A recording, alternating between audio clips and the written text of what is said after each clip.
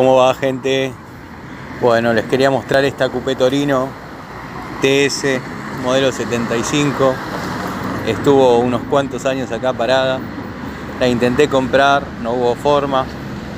Miren el detalle de las llantas. Pasen, cómo no. Son las llantas Proto. Es una Coupé hermosa. Estaba muy original. Estaba parada frente al Hospital Posadas.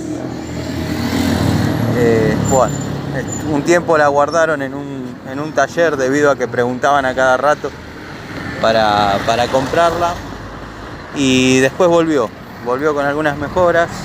Tiene las ópticas traseras nuevas y adelante le pusieron unos faros de reglamentaria y giro, simulando un ZX. Pero es una hermosa coupé, estaba muy linda. Ahí le han puesto antióxido donde estaba comenzando a saltar la masilla. Producto de estar parada. Hermosa coupé. Es una TS 75. Hermosa, con sus llantas Proto. La verdad, me quedé con las ganas de tenerla.